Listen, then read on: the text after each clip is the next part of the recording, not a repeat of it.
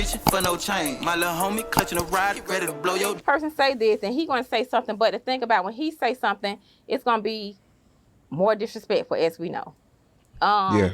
It's gonna be, and then he doing classroom projects and all. Yeah, I think with this You ain't music lie and about this stuff that it's just so one-sided. Everybody hear what he say, but nobody don't hear what the other side is saying. Oh, they hear They it. saying stuff to, and I don't They like hear none of it or whatever. But they say certain things. I done been listening 10 songs. They done said my name about 10 songs. He has never said. Oh, you keeping disrespected count. They parents and said their parents' name.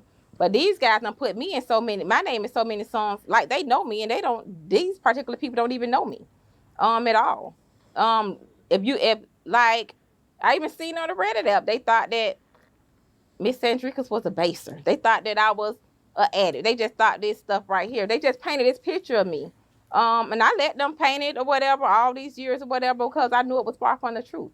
I knew that most of their mothers, aunties, sisters, they on crack. girlfriends came and sat in my classroom to obtain certifications. Oh, I thought you about to say they on and crack. Even though the beef was going on, I never turned them down because petty. I'm a businesswoman, or whatever. And I know that they didn't have anything to do with it. But what these parents need to understand is don't be one-sided because your child was saying this or whatever, and he responding to this or whatever. Even though it's not right, but it's like a tit for tat thing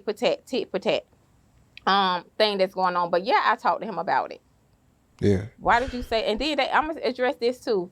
And they say, "Oh, he's so disrespectful. He jumping on people graveyards." I was just about to ask you that. Go ahead. This man ain't jumped on y'all people graveyard.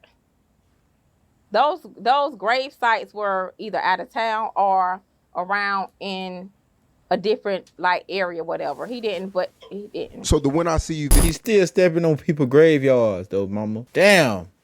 But she doing what a mama supposed to do, bro. I truly respect this lady, bro. And for the most part, she is keeping it a blue. She just cleaning it up a little bit. And as she should. Feel me? You don't want to be too raw with the internet. But yeah, his ass was disrespectful as hell, man. Dudes like keep it a blue. Like, yeah, them boys, they was saying stuff. They was being a little bit too hot out here wearing jerseys and all type of stuff. But Foolio was making classroom projects. Foolio was standing on too much business. He was pissing people off who wasn't even with them boys for real. He had the fans want to join the fans thought they were disrespecting how much he was disrespectful. You know what I'm saying? Like, bro was going in. And then when I thought they hit so hard with their disrespectful song to Who I Smoke, when I thought they was just extra disrespectful with that, this boy turned around with When I See You. Boy, it's like he always got to top the op. And he was definitely on somebody's graveyards. Even if it wasn't theirs, it still make it disrespectful. Because that person probably ain't had nothing to do with the hell you talking about. You still stomping on their joint. Shaking my head. So that's not the 23 guys' gravesite? No. So what about the group of kids that he took a picture with and they're all... He did that, and I told him about that as well. But when he jumping on those graves, that's not him. But when he did that, I called him even. Because you got to understand, I don't like that. I was affected by this. And at that point, how old he was, 25, 24, 25 years old. I'm like, oh, Lord. I'd be like, well, what's finna happen next?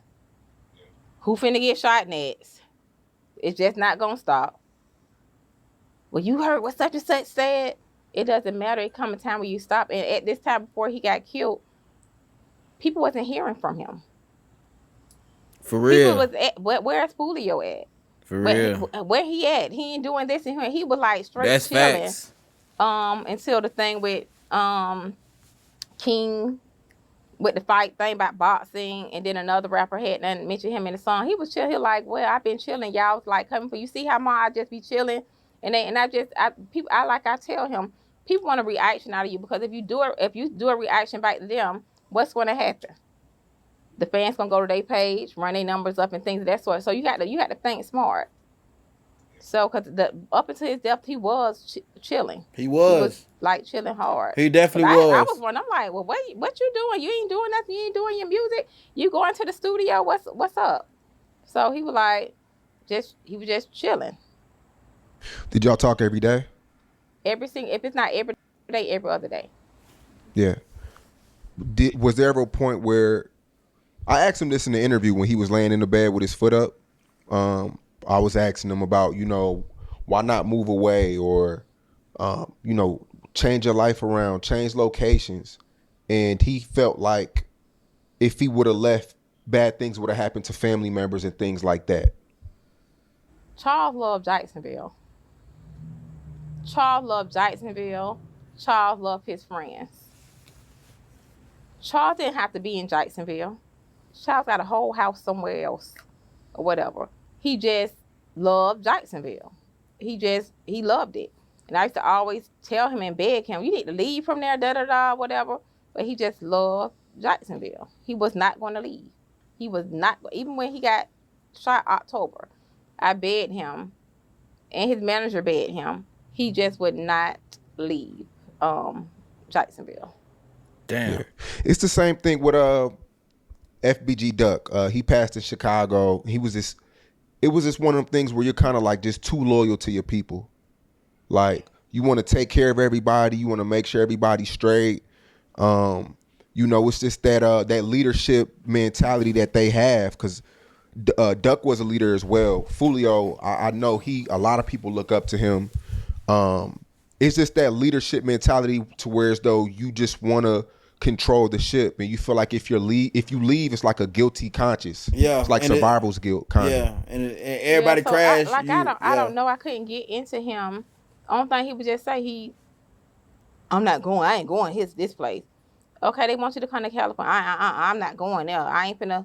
He was adamant about not. He'll leave for 1 minute, a couple of weeks, or whatever, then he's back.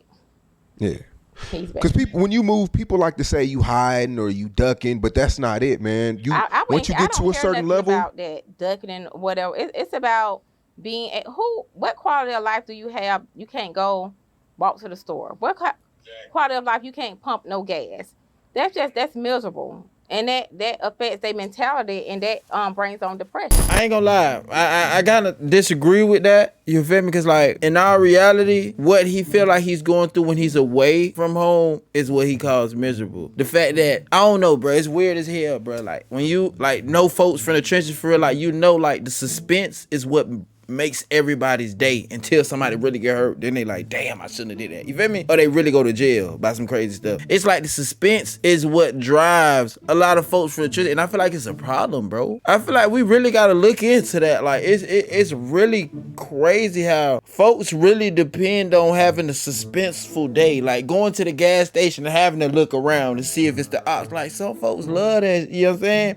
Not being able to walk to the store, but walking to the store anyways, just to be on, you know what I'm saying? Just to be on that timing.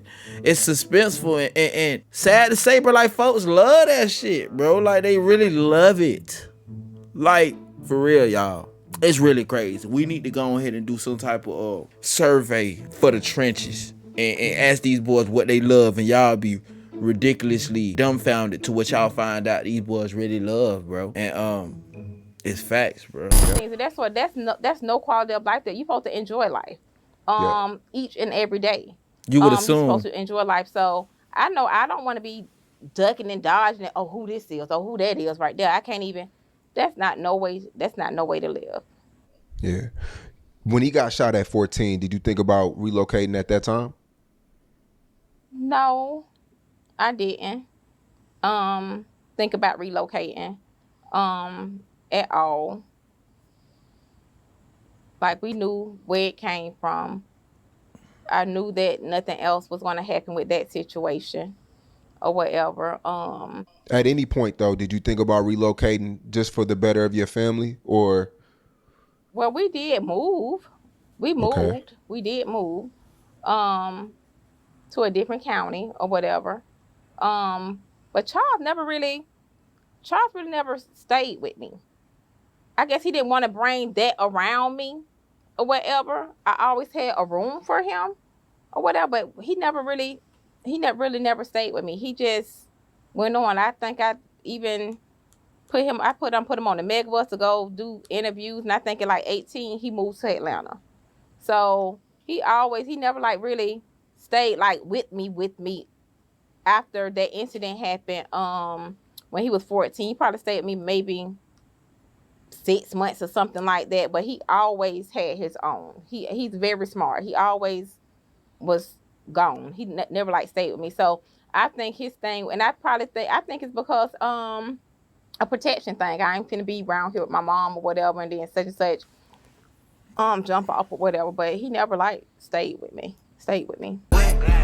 Don't go reaching for no chain. My little homie clutching a ride, ready to blow your